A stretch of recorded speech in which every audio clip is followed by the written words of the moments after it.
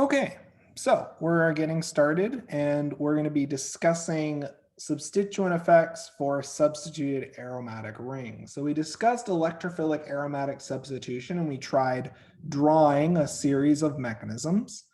Now let's talk a little bit about how substituent effects can control and influence the rate of reactivity and the regioselectivity for electrophilic aromatic substitution.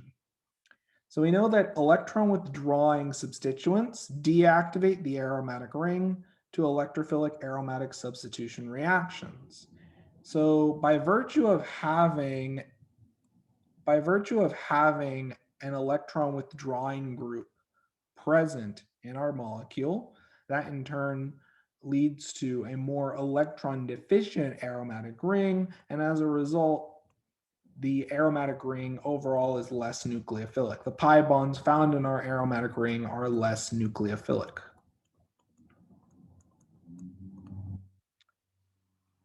As a corollary to this deactivating effect observed when we have electron withdrawing substituents, electron donating groups activate the aromatic ring for further reaction. So for example, this alcohol present, which is an electron donor via resonance, donates electron density into the ring. The ring is overall more electron rich, and in turn, it's more readily able to react in electrophilic aromatic substitution reactions. So to reiterate the explanation, deactivating groups withdraw electrons from the ring, and in turn, they destabilize the carbocation intermediate that we generate during electrophilic aromatic substitution, and this in turn raises the activation energy to generate our carbocation intermediate. As a corollary to this, activating groups donate electrons into the ring, stabilizing the carbocation intermediate, and in turn lowering the activation energy for its formation. So your donor group in turn stabilizes your carbocation, while your electron withdrawing group destabilizes this intermediate carbocation.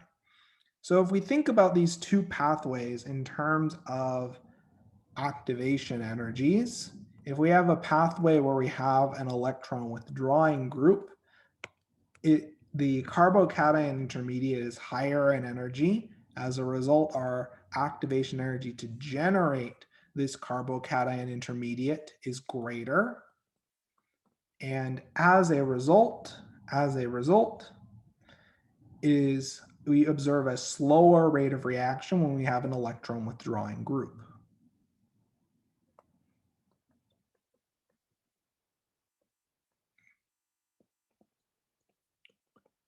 So, electron withdrawing substituents decrease the rate of reaction, they destabilize our carbocation intermediate, and in turn, we see a slower rate of reaction.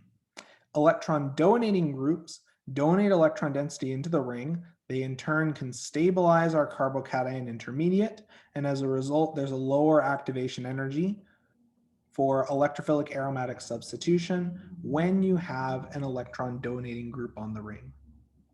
Does that idea make sense to everyone? Does that concept make sense? Any questions on this idea of substituent effects and relative rates of reaction of different substrates in electrophilic aromatic substitution?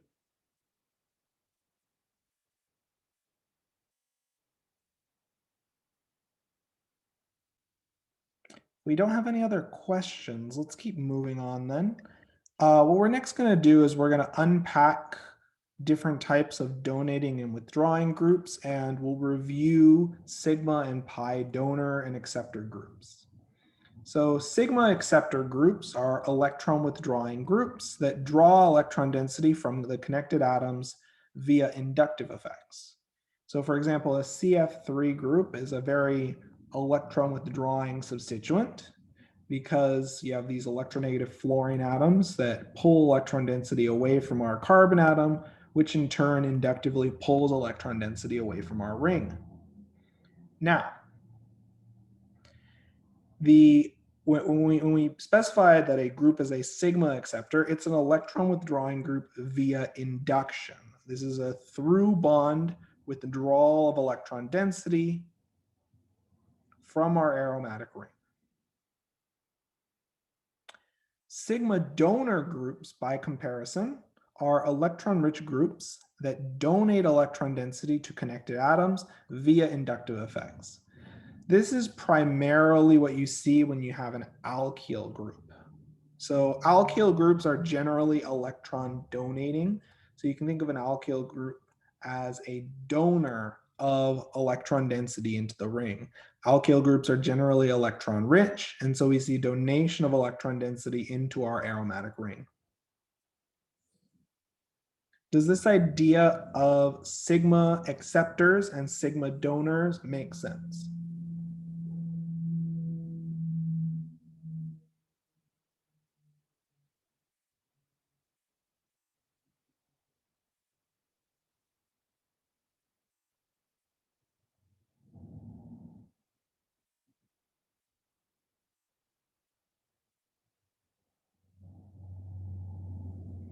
Okay, so let's keep going then. And let's talk about sigma donor groups and how they influence carbocation stability. So we know that cations are stabilized by increasing substitution. This is mostly due to hyperconjugation. Further, electron-rich groups further stabilize adjacent carbocations.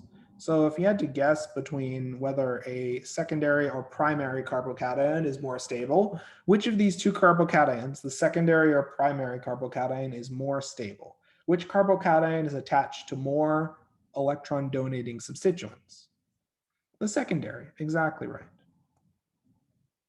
So by extension, we can argue that sigma donor groups can stabilize cations generated during electrophilic aromatic substitution.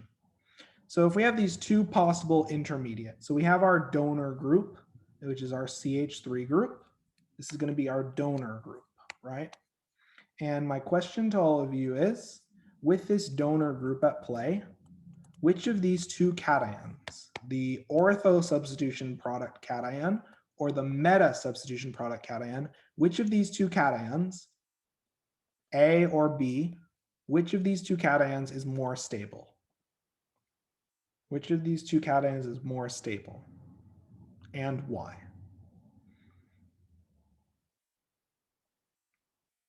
So we see some students typing in the chat, they think A is more stable, and why would A be more stable?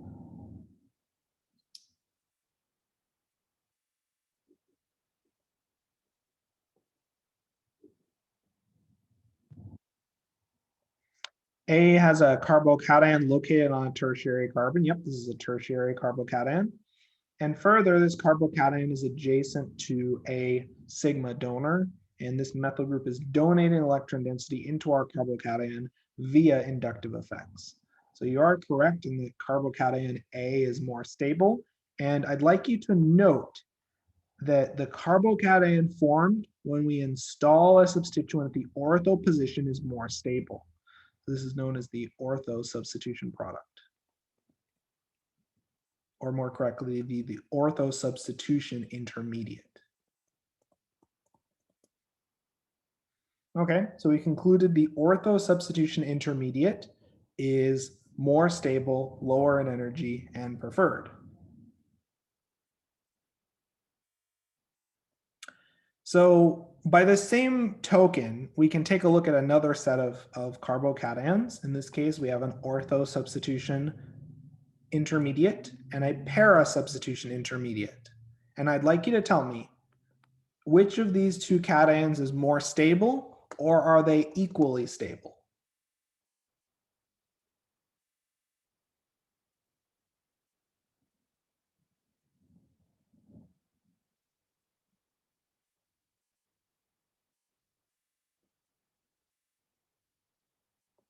What do we think? Is there any difference in stability between these two carbocations?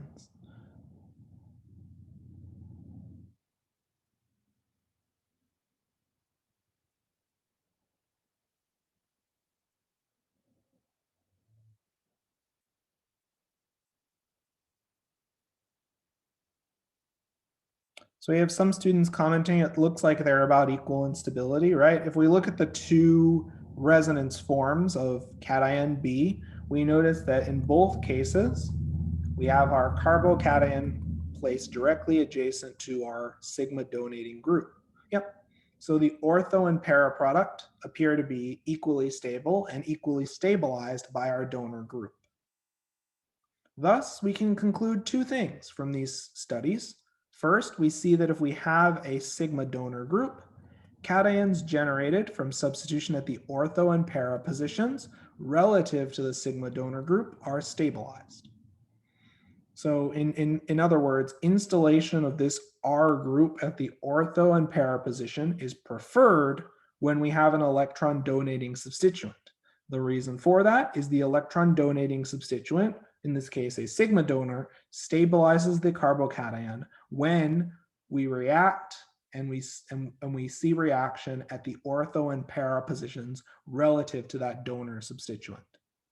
Thus, sigma donor groups direct electrophilic aromatic substitution to the ortho and para positions relative to the sigma donor group. Does that idea make sense to everyone?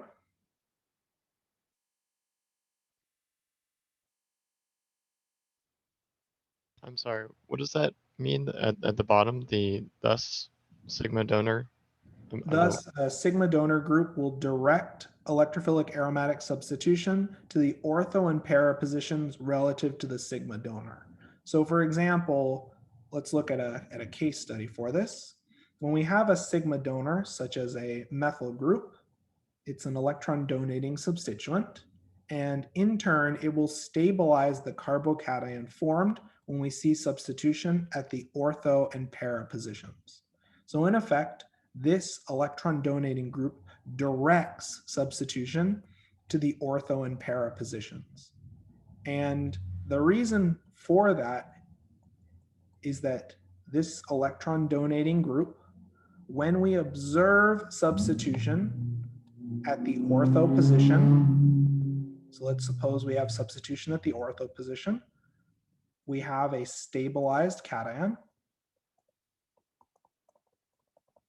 as our electron donating group, this CH3 group, can donate electron density into our carbocation and stabilize our carbocation. By the same token, although this is a little bit trickier to see, when we see substitution at the para position, we can also conclude, oops, let me draw this out. So here's the intermediate from substitution at the para position. We can draw out the one of the major resonance forms, and we can notice that in this case as well, the carbocation is also stabilized by our sigma donor group.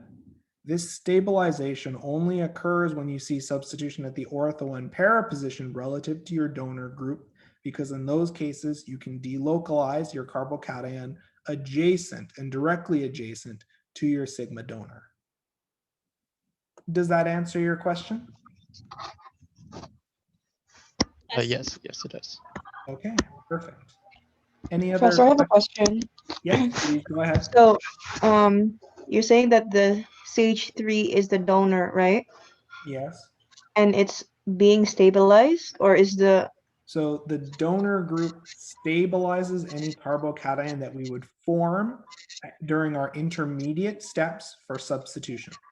Oh, okay. So as we noted,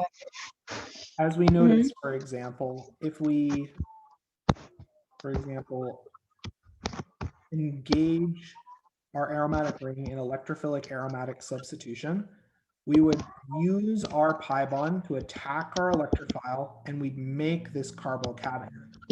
And when we have an attack where we install this nitro group at the ortho position, the carbocationic intermediate that we generate is stabilized via inductive effects.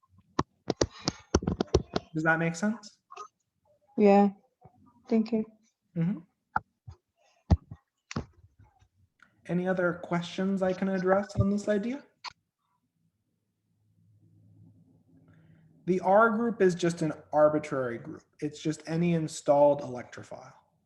The identity of the R group doesn't directly affect the donor acceptor properties of the aromatic ring. We're just looking at the ring before it engages in substitution to install a new group R. So in this case, R would be our nitro group. Does that make sense?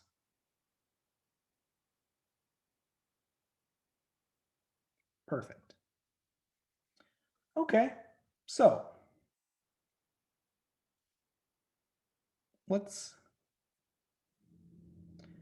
so the ortho and para intermediates are reasonably identical in terms of stability, since in both cases our carbocation is stabilized by being placed directly adjacent to our sigma donor.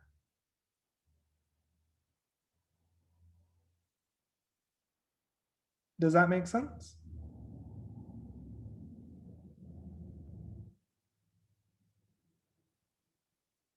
Perfect.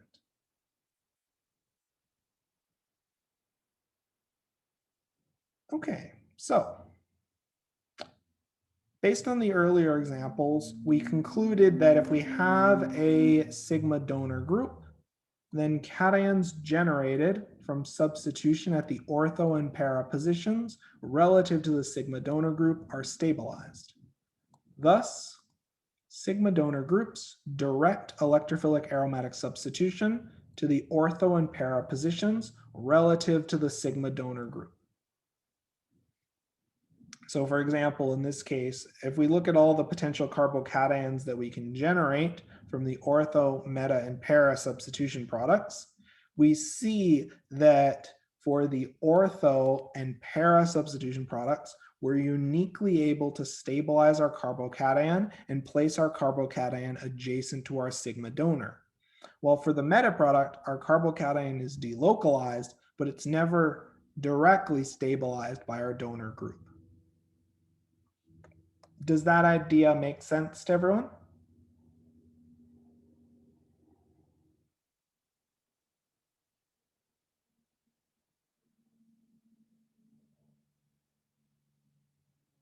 Okay. One other side note, if the substrate is hindered, then para substitution becomes more favored. So for example, when you start to have a really sterically bulky substituent that takes up a lot of space, and you try to subject a very bulky substrate to electrophilic aromatic substitution, in general, what you're going to observe is preferential substitution at the para position. And this is just driven by sterics. Bulky substituents take up a lot of space, and to minimize steric strain, we will see a strong preference towards a para arrangement of substituents. Does that idea make sense to everyone?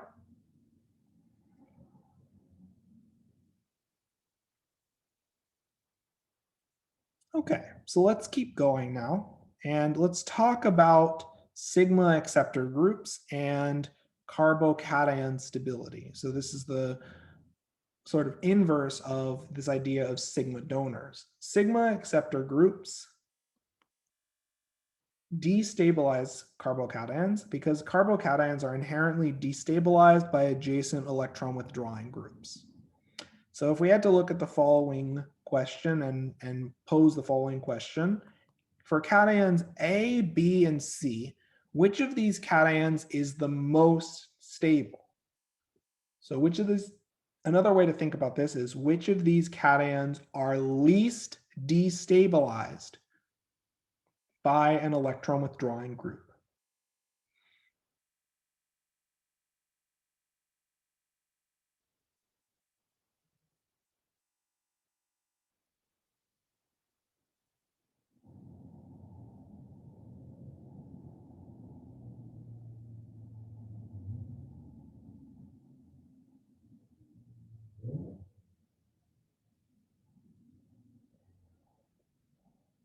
So we have a lot of students commenting B. That's exactly correct.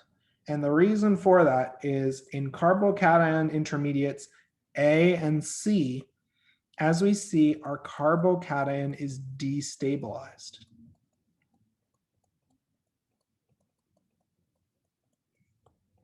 By our sigma acceptor. So in carbocation B, it is the least destabilized by this withdrawing substituent because the carbocation is never placed directly adjacent to our withdrawing group. Does that idea make sense? So if we had to compare and look at the ortho, meta, and para substitution intermediates, we see that the meta substitution intermediate is favored when we have an electron withdrawing group.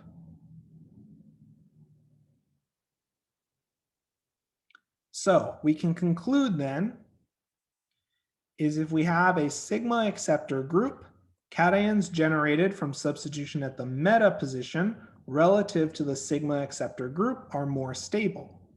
Further, we can conclude sigma acceptor groups direct electrophilic aromatic substitution to the meta positions relative to the sigma acceptor. So if we have a sigma acceptor or electron withdrawing group, such as a CF3 group, and we subject the ring to nitration, we see primarily the meta product. This CF3 group directs substitution to the meta position. Does that idea make sense to everyone?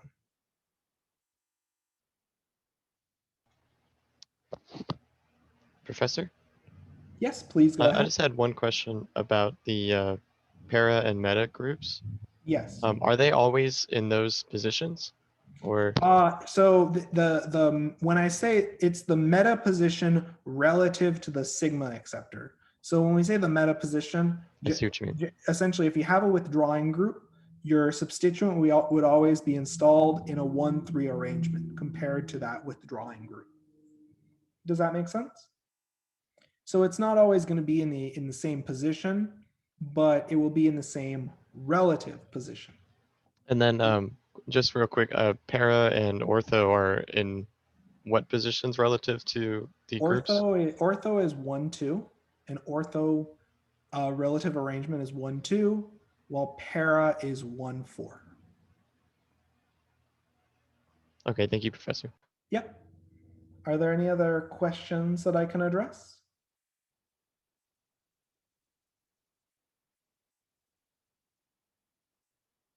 Okay, so let's now look at a variant of donor and acceptor groups. In this case, we're going to look at pi acceptor groups.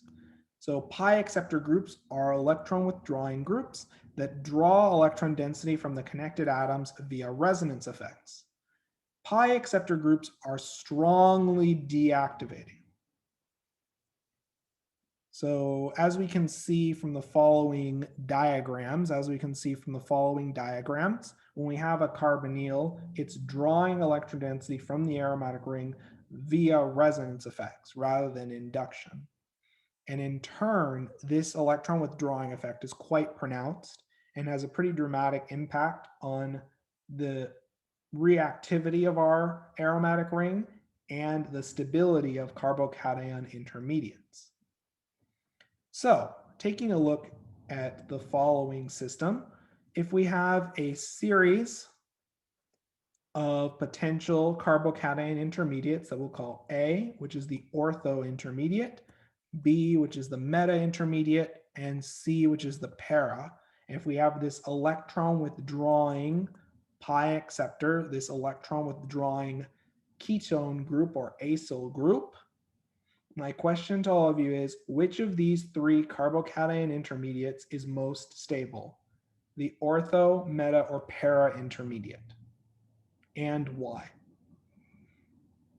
What does the class think?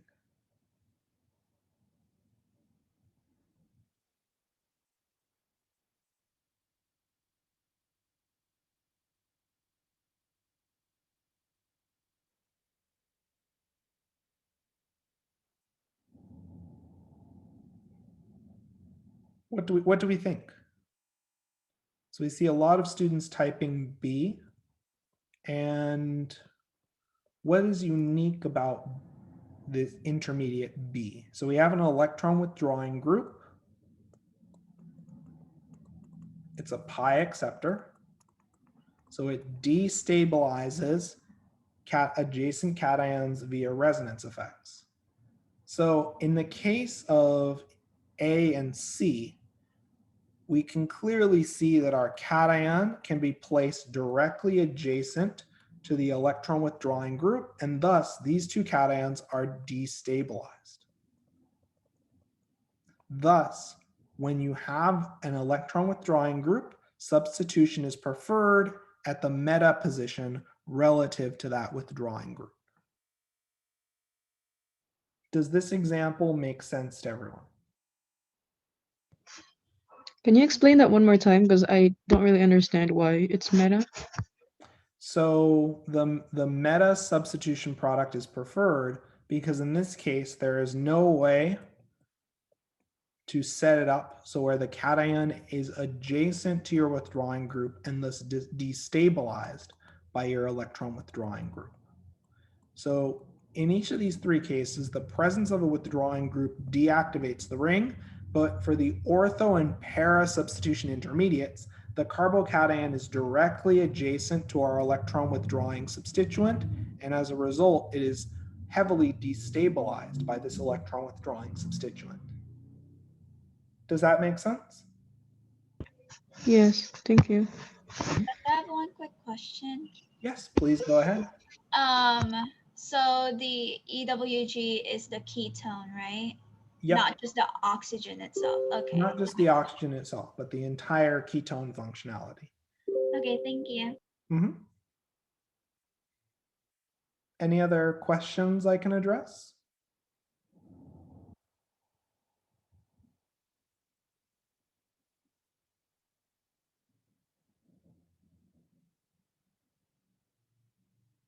Okay, so from the earlier examples, we see that if we have a pi acceptor group, cations generated from substitution at the meta positions relative to the pi acceptor group are more stable.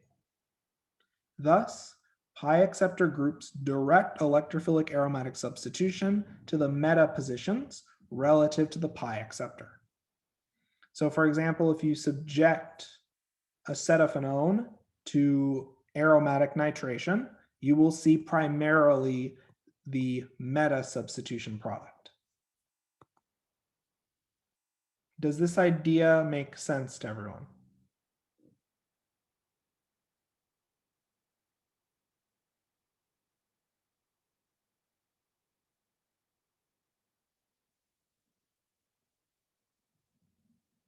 Okay, so if we think about this from an energy diagram perspective, and we think about it from a reaction coordinate perspective, the meta product, it's relatively more stable than the ortho and para substitution products when you have an electron withdrawing group or a meta directing group. The reason for this that we can clearly see from this diagram is the ortho and para substitution intermediates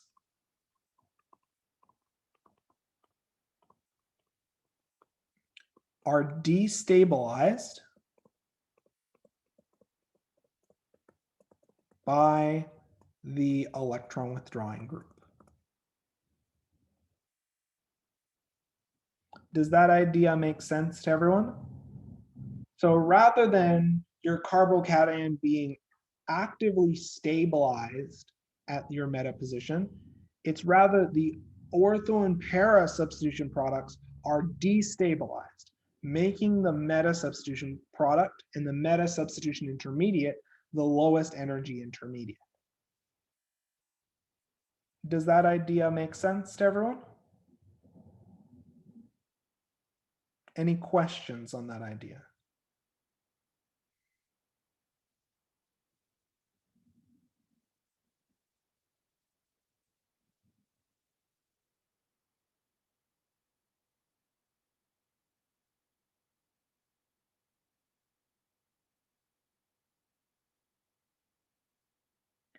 Sterics don't come into play a ton when you talk about meta directors because there's no alternative position in many cases. Usually the meta positions are identical relative to your substituent. So there's no alternative. Meta director is only direct to the meta position. Does that make sense? Where with ortho para directors, both the ortho and para positions are stabilized equally by your donor group, and then it comes in, and then it becomes a matter of sterics. Yes, so sterics only really play a substantial role when we start talking about ortho para directors. Does that answer your question? Perfect. Okay. So again, we can conclude then from the earlier examples that if we have a pi acceptor group, cations generated from substitution at the meta positions relative to the pi acceptor group are more stable. Thus, pi acceptor groups direct electrophilic aromatic substitution to the meta positions relative to the pi acceptor.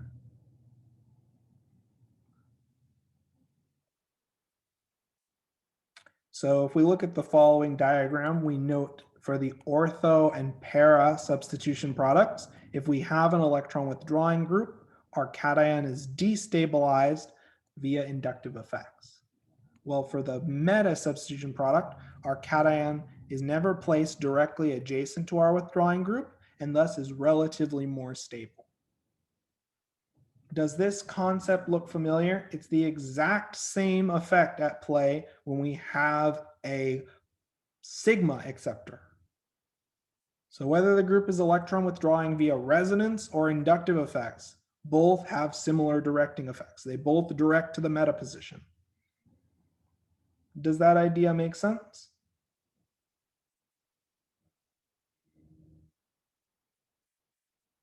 And if you have a question, really don't be shy to ask.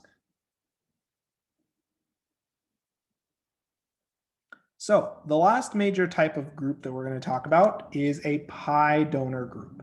These are electron donating groups that donate electron density from the connected atoms via resonance effects. So oxygen and nitrogen functional groups with lone pairs are activating.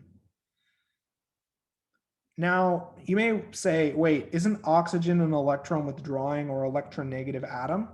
Well, yes, but because oxygen and nitrogen have an available lone pair, they can readily donate electron density into adjacent pi systems. And as such, even though oxygen and nitrogen are electronegative atoms, the pi donation of oxygen and nitrogen functionally outweighs their electron withdrawing character. And this accounts for why these functional groups are such strong activators. Does that make sense to everyone? So the presence of an electron-rich atom with an available lone pair, those function as very strong pi donors.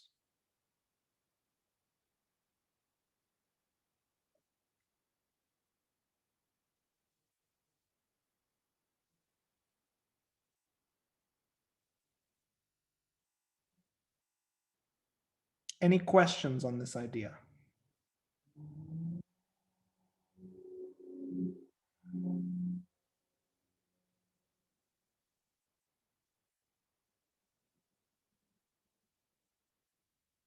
Okay, so let's keep going. And as we notice, if we have a donor group, this is a pi donor, for example, the donor group will push its electron density into the ring. And as we notice, when we have a donor group, we are able to push our electron density into the ring, and in turn, our ortho and our para positions are much more electron rich. Does everyone see from this arrow pushing diagram how the ortho and para positions are way more electron rich when we have a pi donor substituent? We have activated our ortho and para positions for reactivity. Does this idea make sense? So as a consequence, if we look at cation stability and we have A, B, and C, and we look at these three possible substitution products, again, ortho, meta, and para, which of these three substitution intermediates, which of these three carbocations is most stable? And there can be a tie. So what does the class think? See a lot of students immediately going to A and C. That's exactly right. As we notice, we have a donor group, and that can stabilize our carbocation via donation of electron density into our carbocation. So we can stabilize our carbocation via resonance donation. So as we notice, again, we have a donor group, and the ortho and para substitution products are preferred. Does this example make sense to everyone?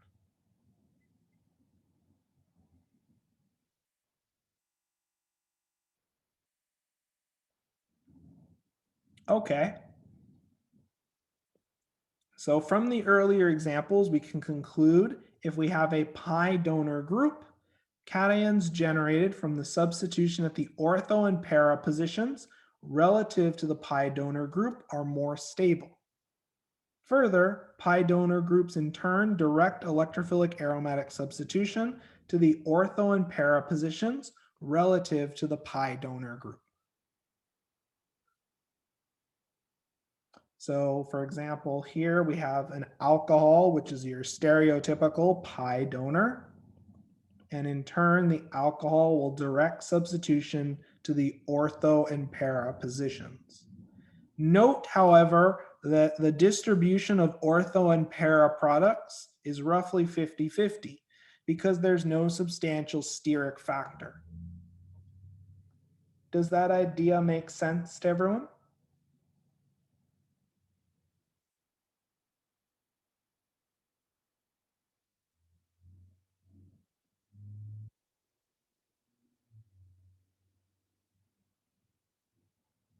Perfect. So when we think about the reaction energy diagram for an ortho-para director or an electron donating group, as we notice here in our diagram, the ortho and para intermediates, or more specifically, the ortho and para intermediate carbocations are stabilized by the pi donor group.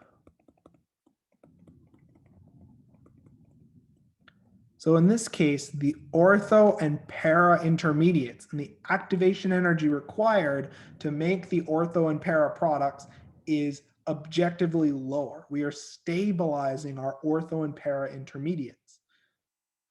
Does everyone get that distinction? Pi donors actively stabilize the ortho and para products, while pi acceptors and withdrawing groups simply do not destabilize the meta product or the meta product intermediate. Does that idea make sense?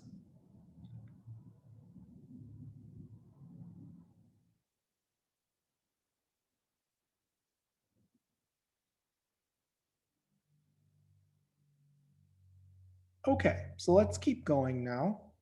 And as we can conclude, if we have a pi donor group, cations generated from substitution at the ortho and para positions relative to the pi donor group are more stable. Thus, pi donor groups direct electrophilic aromatic substitution to the ortho and para positions relative to the pi donor group. So if we have phenol and we subject it to nitration, we see overwhelmingly the ortho and para products are preferred. We are actively stabilizing our carbocation via resonance donation. Any questions on the theory behind ortho, meta, and para directors?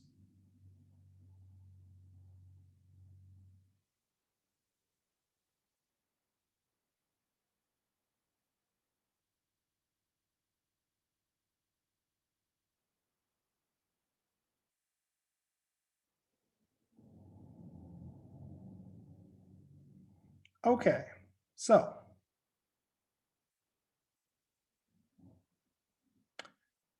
when we talk about inductive versus resonance effects, as we've already seen when we dealt with alcohols and amines, some substituents have both resonance and inductive directing effects. And there is one case that you need to be familiar with, which are your halogens. Halogens are a bit of an odd case in that they're electron withdrawing substituents by inductive effects. Halogens deactivate your aromatic ring. However, halogens are pi donor groups. So this question always catches students off guard, but if we look at the following two carbocations, A or B, which of these carbocations is more stable, A or B?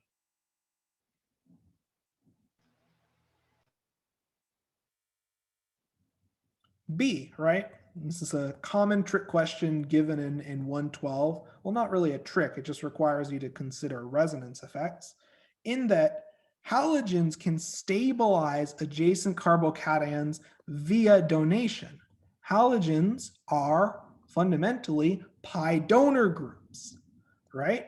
So in turn, the resonance donor effects of halogens outweighs the inductive electron withdrawing effect when it comes to directing substitution. So when you have a halogen, the ring is deactivated. So we have a deactivated ring. It's less reactive, so you're not going to get any Friedel-Crafts reaction occurring or anything like that. But you're able to get reaction under certain substitution conditions, and you'll see that this halogen directs to the ortho and para position because we are able to stabilize our carbocation via resonance donation effects. Does that concept make sense to everyone? Does everyone see how halogens function as resonance donors and how they direct to the ortho and para positions?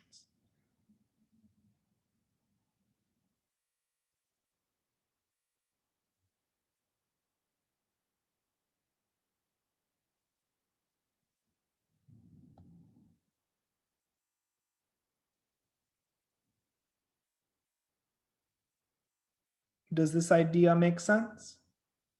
It can sometimes be a little counterintuitive for students to first approach, but just think about fundamentally that resonance donors have a lone pair on a relatively electron-rich atom.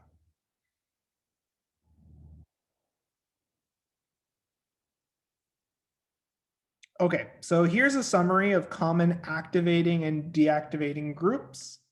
Generally, if it's able to donate electron density using a lone pair, or if it's an electron-rich group, it'll be an activating group and an ortho-para director.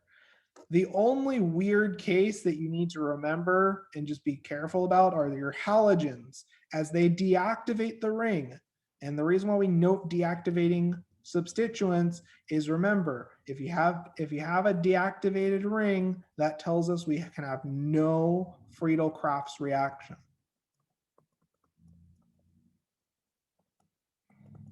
Remember, since the Friedel-Crafts reaction doesn't work for a deactivated ring.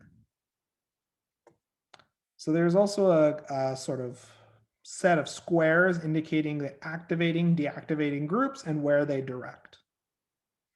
There's no such thing as a meta-directing activating group for obvious reasons. There's no way for you to have a group that donates electron density into the ring and simultaneously only stabilizes cations generated from substitution meta to that substituent. Any questions? Any summarizing questions on ortho, meta, and para directors? Professor, I have a question. Yes, please go ahead. So, is it okay to think of like the activating groups as destabilizing groups? Activating groups are actively stabilizing. No, deactivating. Yes, deactivating groups destabilize your carbocation and make your ring less reactive. So it's Okay. not like the ring is less stable. It's just the carbocation intermediates that you generate are destabilized, and thus it's harder for the deactivated rings to undergo substitution. Does that make sense? Yes, it does. Thank you. Any other questions that I can address? Professor, Mm-hmm. can halogens act as activating groups if they're donating resonance, or are they So primarily deactivating? They function as a deactivating group. Okay. They're inductive withdrawing, but they direct to the ortho para position. Oh, because okay. they're resonance donors. And halogens are the only major case where you have a difference between how the group affects reactivity of the ring and how the group affects directing. Does that make sense? Yeah. So like the classic analogy is if you try to run a Friedel-Crafts with like bromobenzene, you're going to have some trouble because it's deactivated. If you try to subject this ring to nitration, it'll work just fine and it'll direct to the ortho and para positions. So it'll be like your typical donor group. It'll function exactly the same as if you had like an alkyl group or an alcohol, right? So the only major distinction between a halogen and other activating groups is that halogens deactivate the ring. So sometimes you won't be able to get the ring to undergo certain substitution reactions. Does that make sense? Yeah. Any other questions on this idea?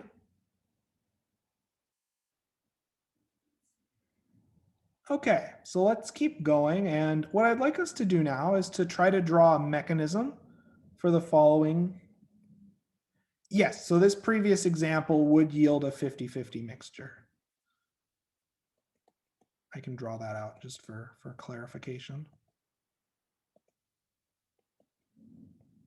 There we go. Yep, good question. So let's take a look at the following example, and we're working under aromatic, electrophilic aromatic nitration conditions. And in this case, we're asked to draw a mechanism for the following reaction and predict the products. So we'll do this one together, and I'm going to ask some very important questions. So first, is this ether functionality an OR group, just generic OR group? Is that a donor or acceptor group? Donor group? Donor group, exactly right. And where does it direct? Where does it direct? I see students typing ortho and para. That's exactly right. So then, under nitration conditions, where will we install our nitro group? What positions will we see our nitro group installed? If we have an ortho para director, where will the nitro group be installed? What does the class think? Where will we end up with our nitro group installed? It would be installed at the ortho and para positions. So we have our nitro group at the ortho position and our nitro group at the para position. Okay, so we predicted the products, but let's draw a mechanism for the reaction to help us understand why do we get the products that we do. Well, starting off, the first step for our mechanism is to generate our nitrinium ion. So we draw out our structure for nitric acid. Sulfuric acid is going to protonate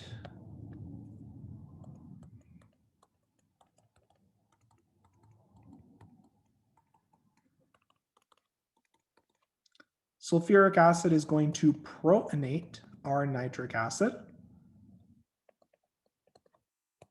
We in turn will generate this following intermediate. You should draw it with equilibrium arrows because this is in fact an equilibrium. We're then going to lose an equivalent of water. And we generate our nitrinium ion. For our next step, now that we have our reactive nitrinium ion, once we've generated our reactive species, these mechanisms often just simplify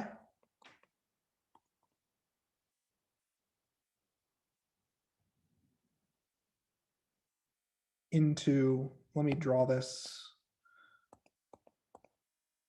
We then end up attacking our electrophile with our nucleophilic pi bond. That in turn generates our cationic intermediate. As we can see very clearly in this case, our carbocation is stabilized via resonance. And in turn, to complete this reaction and to regenerate our carbocation, we're going to eliminate an equivalent of water. Oh, sorry, we're going to eliminate using an equivalent of water. So we're going to eliminate our proton, regenerate our aromatic ring, and water is going to function as our base in this case, as it's the most basic species floating around in solution.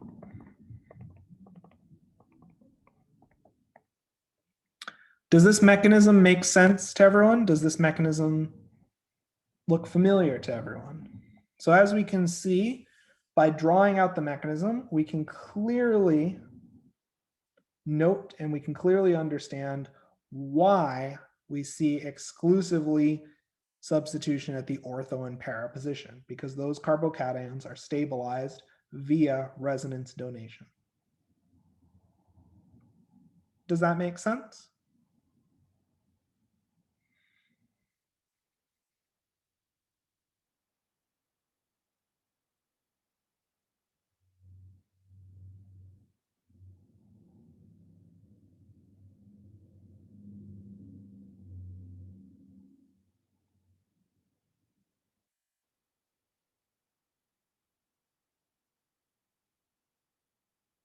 Any questions on this example and mechanism?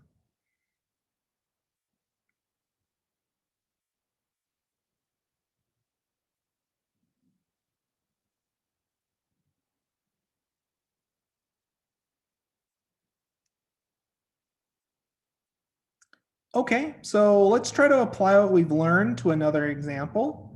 And I'd like the students now to work together on the following example. We're asked to draw a mechanism for the following reaction and predict the products.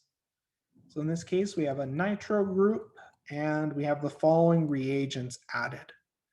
So let's take a moment and let's take about 4 to 5 minutes to work through this example. And then I'd like to see students sharing their responses either as screenshots in the chat.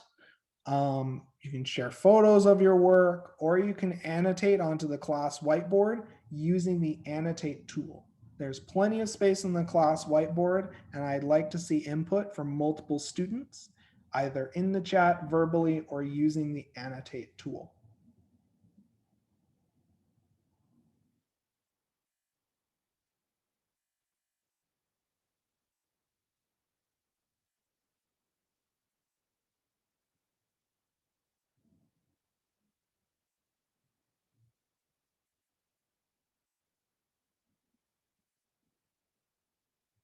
So would anyone like to try to break out the annotate tool, or would anyone like to share their thoughts? It's okay if you're still working through this problem.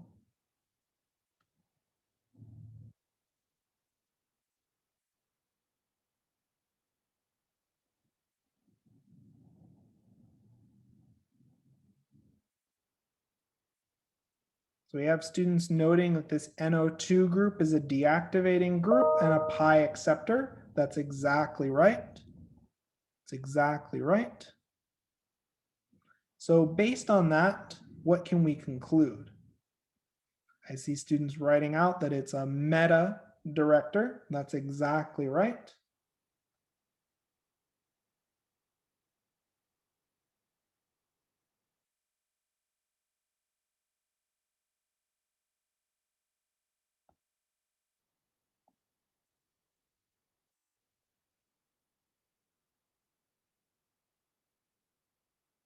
So because this NO2 group is meta-directing, okay, we've identified that as a group. Would someone like to try to draw the mechanism? So we're treating it with iron tribromide and bromine. What group are we installing? What is our electrophile in this case? What is our electrophile that we're dealing with?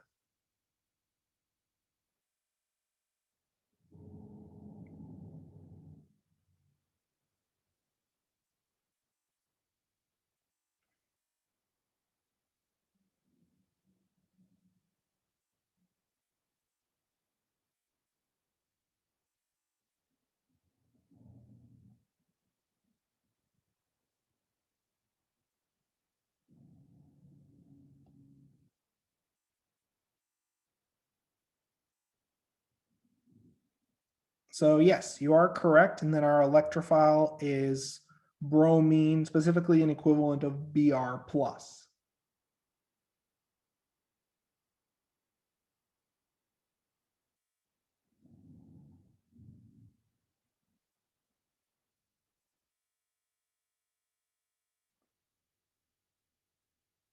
So one student is drawing the first step, which is activation of bromine by our Lewis acid. And there's plenty of space in the class whiteboard, so don't be shy to break out the annotate tool and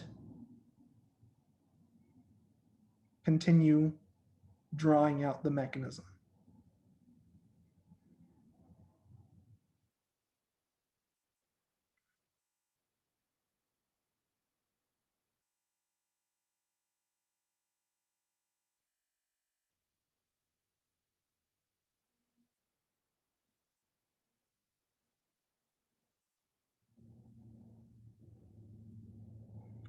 So the first step, we're going to activate our bromine using our Lewis acid, and we'll generate an equivalent of Br+ and iron tetrabromide anion. And once we have our electrophile, which is our Br+ equivalent, would anyone care to show the mechanism for the next step? Would anyone care to show the mechanism for the next step? So once we have our Br+ equivalent, so just to draw out what the students have conveyed, so we have iron tribromide, we have our we have our equivalent of bromine, and we're going to see coordination,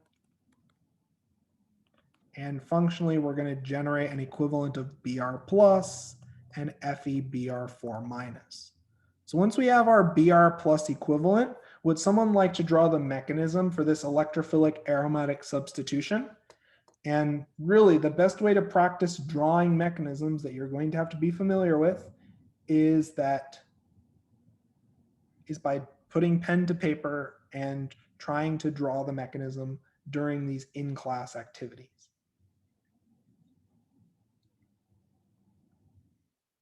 So would anyone like to draw or like to try to draw out the mechanism for this electrophilic aromatic substitution?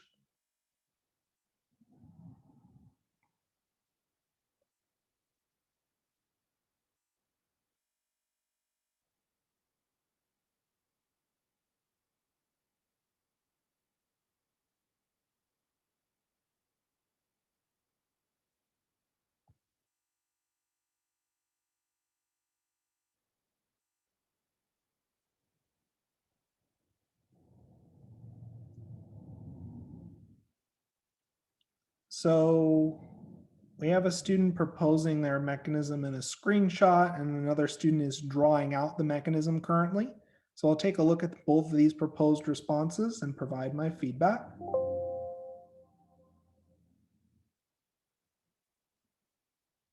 Yep, the mechanism that I saw as a screenshot looks great, and I'll and I don't see any issues with the mechanism I got as a screenshot. And I'll annotate that as well as sort of re-annotating the student responses that are being shared currently. But the mechanism that I saw submitted in the chat looks perfectly reasonable. So the student currently is drawing on the class whiteboard. We have the attack of our nucleophilic pi bond onto our electrophile. It doesn't form the intermediate ring for an aromatic system. You just end up installing your bromine atom and you generate the carbocation. But you don't need to draw it with the bromonium ion as the cyclic species. Just draw the carbocation instead. Oh, there's no double bond there as it was used. Rather than a double bond, we have at the other position a carbocation. Okay, perfect. And now how do we regenerate our aromatic ring? And which proton do we get rid of? And students are sending their responses in the chat for the mechanism. And I'm taking a look at the mechanisms that I've received.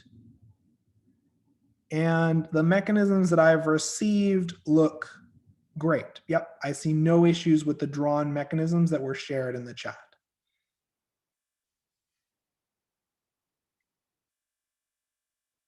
So for the next step to regenerate our aromatic ring, looking at what students are drawing on the class whiteboard, we have elimination of a proton. And so when the bromine pulls off our proton, those electrons are used to form our pi bond and regenerate the aromatic ring, and that gives us our desired product. Great, perfect. I really recommend attempting to draw out the mechanism because that's the best way to begin to sort of notice things that you have questions about. It's a great time to ask for clarification. So I'm going to share the instructor solution and just re-annotate everything. But the responses I saw in the chat and on the class whiteboard were good. We're good. Okay, so we have our nitro group. We have our equivalent of Br+. We will attack our electrophile using our nucleophilic pi bond in our aromatic ring. We'll generate the meta substitution product preferentially. And then in order to regenerate our aromatic ring, a basic species such as an equivalent of bromide will pull off a proton, promote elimination, and regenerate our aromatic ring. So that gives us the desired meta substitution product.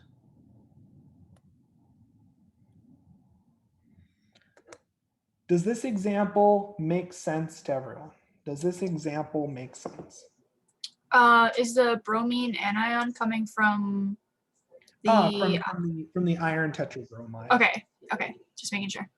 Mm-hmm. Any other questions I can answer?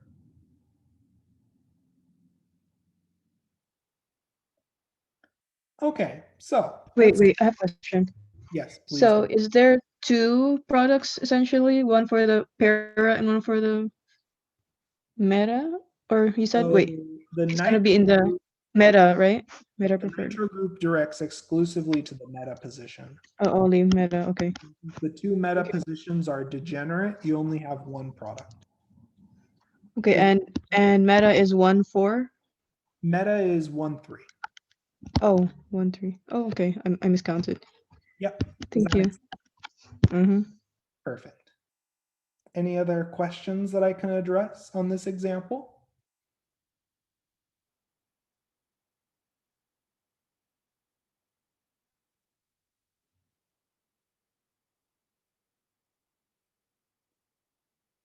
Okay, so let's keep going now and let's look at the next example. And I'd like us to draw a mechanism for the following reaction and predict the products.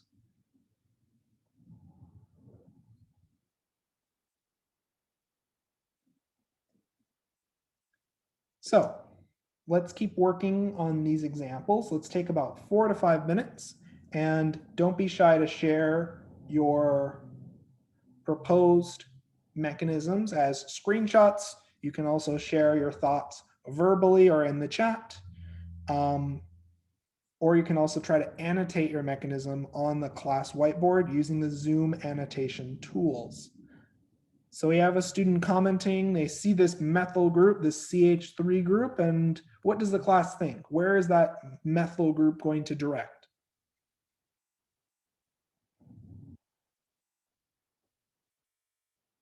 So I see students typing in the chat that this methyl group is an ortho para director. It's a donor group. It's an activating group.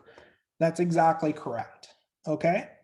So now we have to take a look at our reaction conditions and start to draw out a reasonable mechanism. So looking at our reaction conditions, what would a reasonable mechanism be for the following reaction?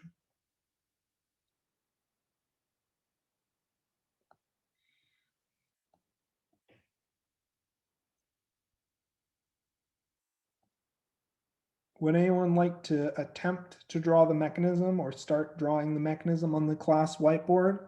We have aluminum trichloride and an acyl chloride.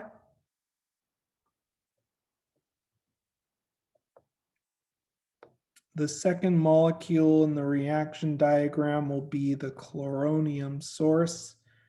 So just to give you a hint, the electrophile is a carbon-centered electrophile in this case. What do these conditions remind us of? What named reaction did we cover last class session?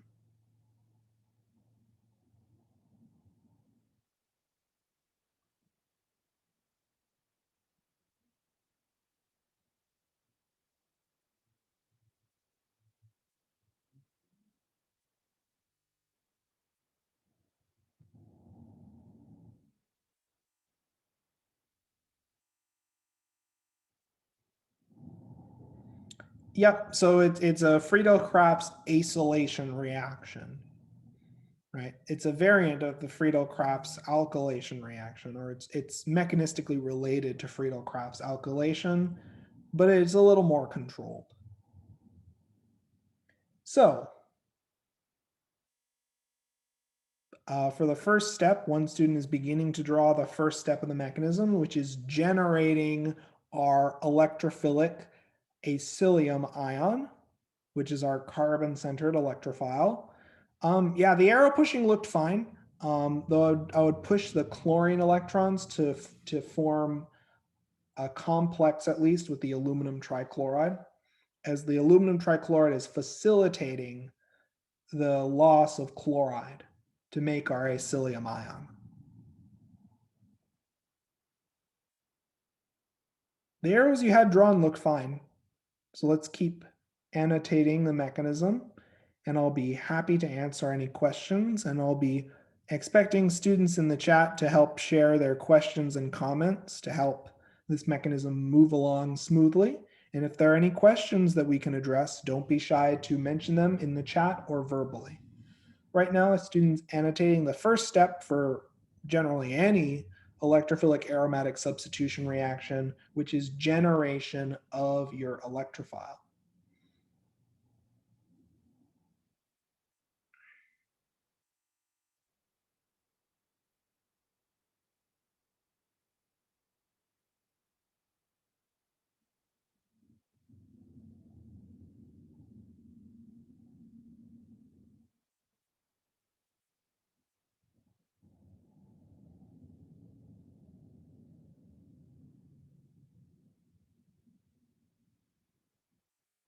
So we have the loss of chloride to generate our acylium ion. Now that acylium ion is going to react with our aromatic ring. And as we discussed, the methyl group or any alkyl group in general is an ortho para director. So then when the aromatic ring attacks, where will we install this acyl group?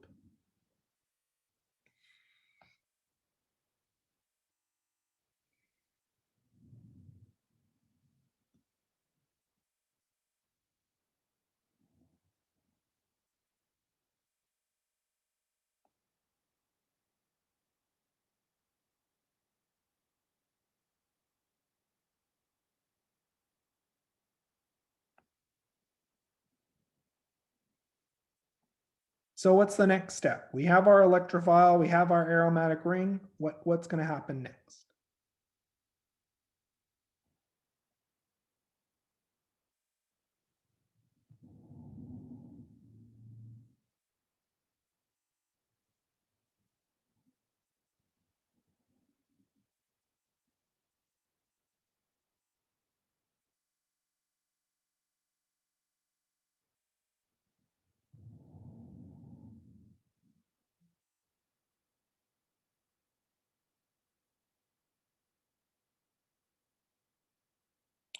So as we have drawn, the aromatic ring is going to attack our electrophile and form the desired carbon-carbon bond.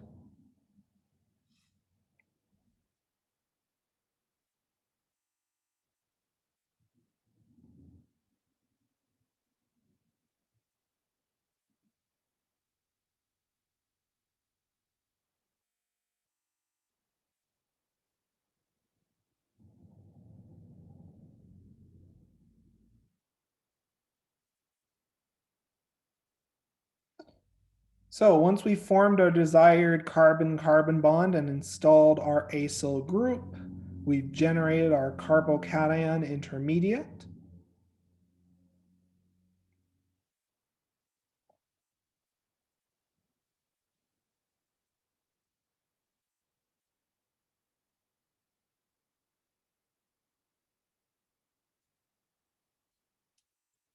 And in turn, after elimination, we regenerate our aromatic ring. Looking in the chat, students are also sharing their proposed mechanisms in the chat, and I'll take a look at the proposed mechanism. The mechanism seems fine. You just make sure to explicitly draw out the first step, which is generation of our electrophile.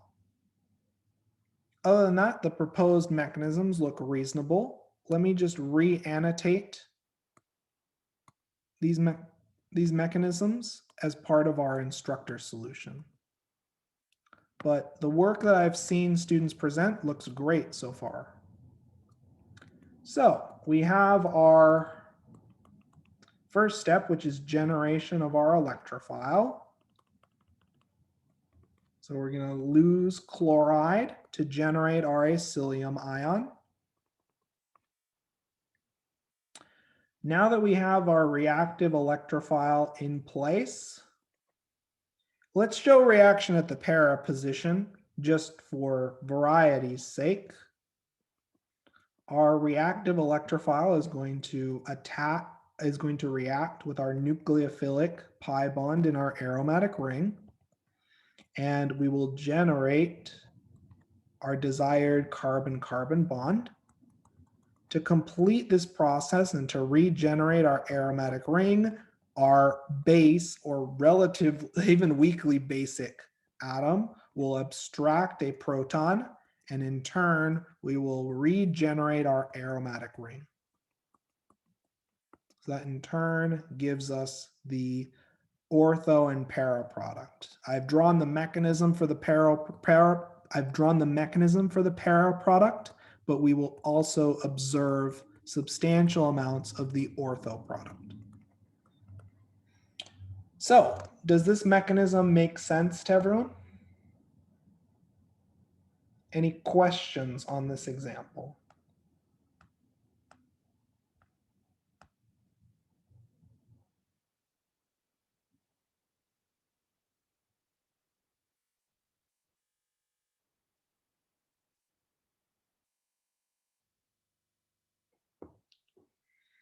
Okay, so let's keep going now. And I'd like us to try to draw a mechanism for the following reaction. This is applying what we've learned in previous sections and sort of helping us, now that we've had a few examples where we tried to draw the mechanism, let's really try to give a final revised arrow pushing mechanism for electrophilic aromatic substitution. And let's apply what we've learned from the previous examples to write a full mechanism from start to finish. So let's take about 4 to 5 minutes to work through this example. And don't be shy to share your thoughts and perspectives as you work through this problem in the chat, verbally, as a screenshot of your mechanism in the chat, or on the class whiteboard. And we'll discuss momentarily.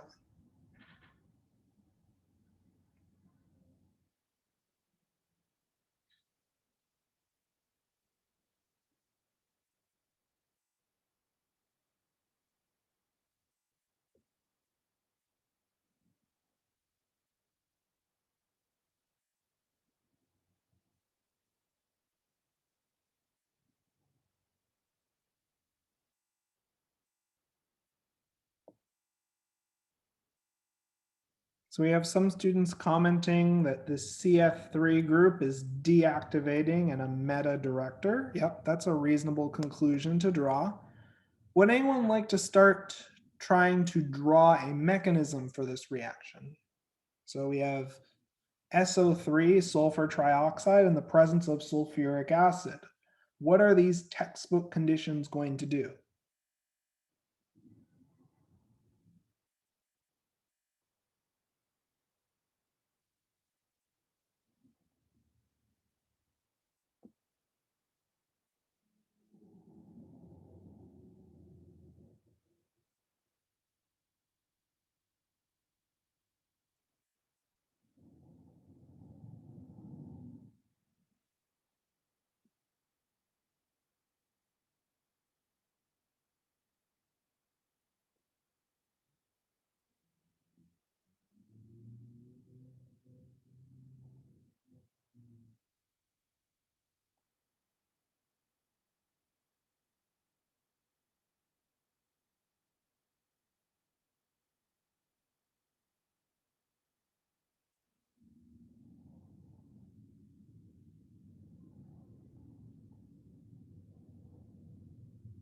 So these are typical aromatic sulfonation conditions.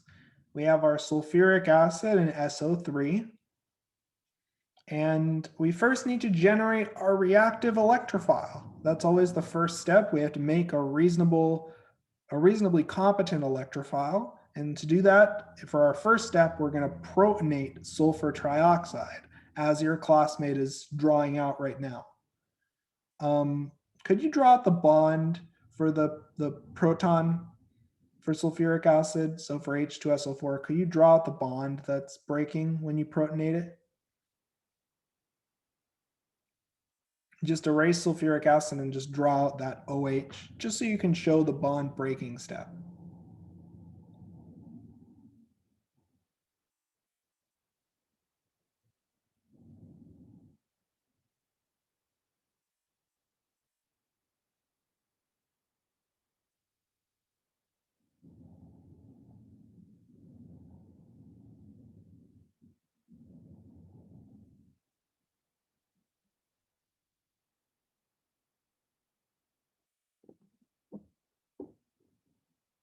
Perfect. So in order to activate our sulfur trioxide, the student drew the first step, which is protonation of sulfur trioxide to make the HSO3 plus electrophilic cation.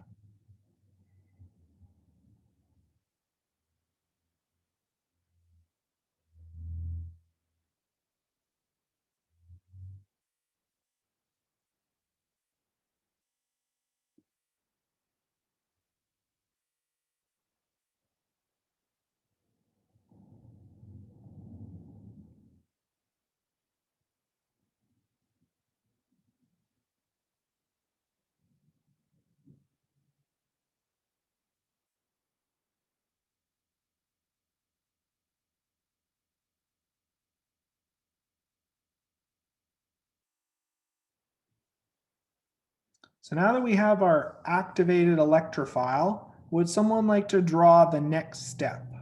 So now that we have our activated electrophile, would someone like to draw the next step for the actual electrophilic aromatic substitution mechanism?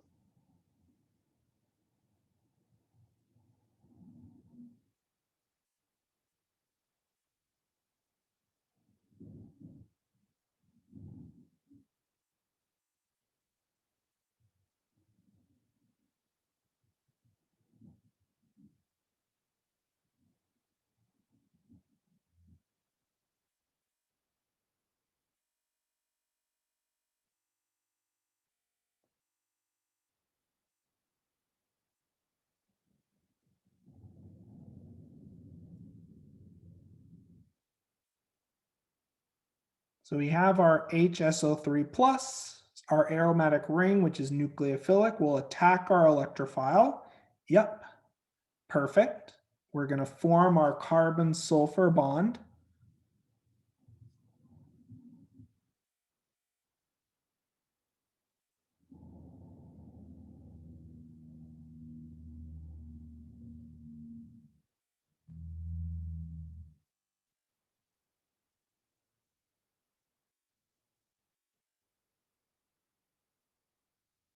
So after the attack onto our electrophile, we've installed our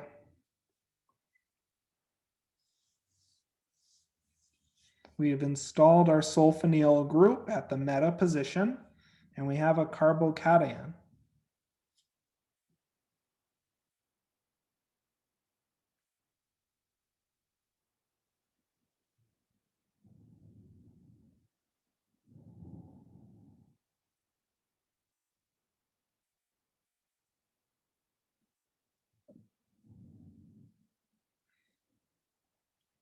So to regenerate our aromatic ring, we're going to eliminate a proton.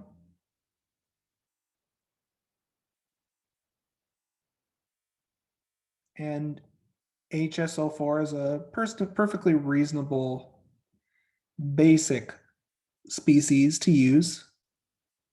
So we've eliminated our proton, and as a result, we've regenerated our aromatic ring. Yep, this proposed mechanism looks perfectly reasonable to me.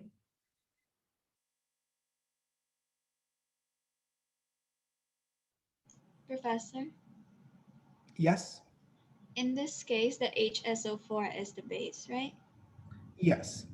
But any reasonably basic species would function fine for this step. You can even have like SO3 be the quote unquote base. Will H2O be okay? Yeah, there's probably a little bit of water floating around under these conditions because sulfuric acid is typically aqueous. Yeah. Okay, yeah, because I thought like H2O will be in the solution with the H2SO4. Yep, that's also reasonable. Yep. Thank you. Mm-hmm. So let me clear these proposed responses. They're great so far. And let me just show the instructor solution. And this will be the last example that we do today as part of our lecture period, but I want to make sure that we talk through this last example so that we're all clear, and if there are any questions, I can get them addressed. So the first step for this electrophilic aromatic substitution is we're going to activate our electrophile. So we are going to protonate our SO3 sulfur trioxide, and we're going to generate our activated HSO3 plus anion.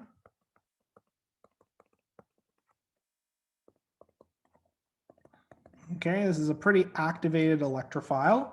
So our aromatic ring, even though it's deactivated, if we increase the temperature or use forcing conditions, we can provoke this aromatic ring to react.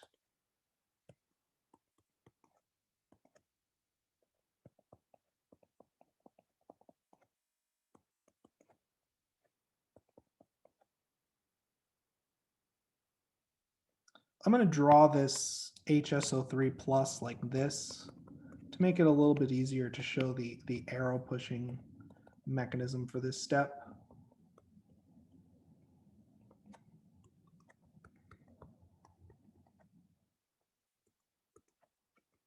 Okay, so we'd installed our sulfonyl group at the meta position and we generated a carbocation.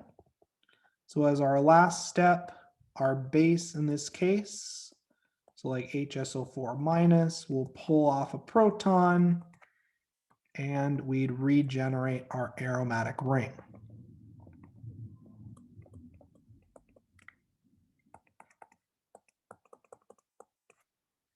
Yep, and that completes our mechanism. The CF3 group as a withdrawing group is a meta director.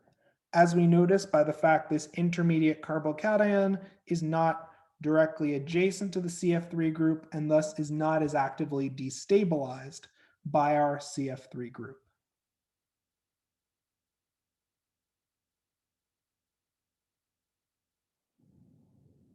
Does that make sense?